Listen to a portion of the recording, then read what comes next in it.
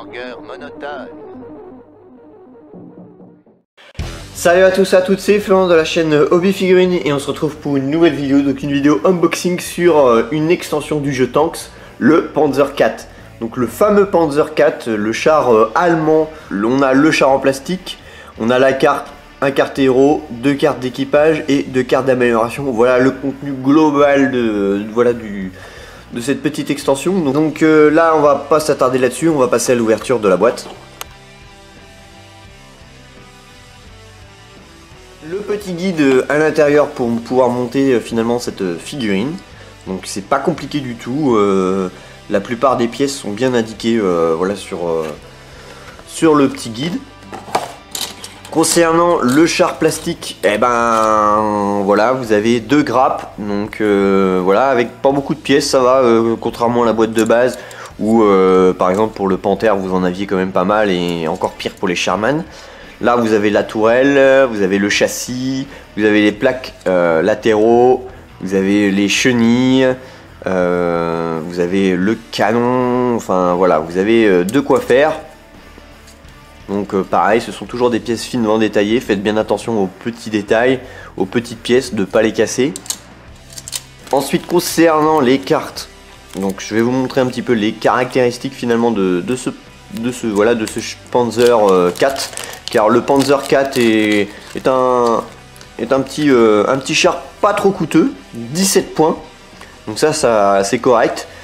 L'initiative est de 5, il a 4 d'attaque, 1 d'esquive et 5 de bouclier. Donc quand on compare finalement par rapport à un Sherman, il est moins redoutable, mais clairement il va faire son taf sans aucun problème et il coûte pas très cher.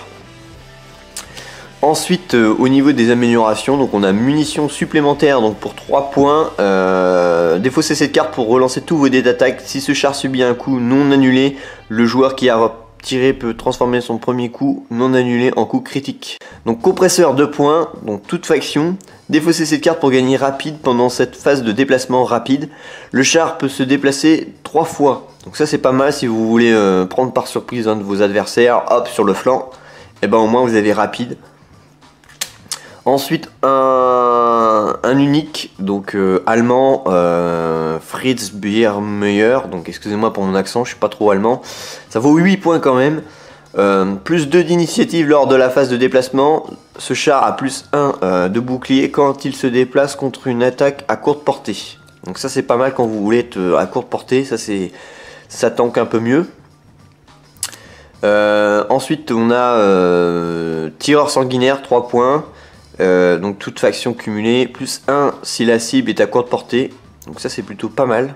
Ensuite on a conducteur rusé, plus 1 toute faction cumulée, plus 1 d'initiative lors de la phase de déplacement par échef. Donc voilà le contenu général de cette boîte, donc il n'y a pas grand chose. Donc voilà, c'était tout pour le Panzer IV, une figurine très chouette, très compétitive au niveau du terme de jeu, car la faction allemande manquait finalement de petits chars pas trop chers, et voilà, ce Panzer IV pourra vous permettre de créer des petites nuées sans aucun problème grâce à son petit coup. Voilà, cette vidéo touche à sa fin, donc n'hésitez pas à rejoindre mes pages Facebook et vous abonner à la page YouTube si ce n'est pas fait. Et puis bah moi je vous retrouve pour de prochaines vidéos. Salut à tous et à toutes.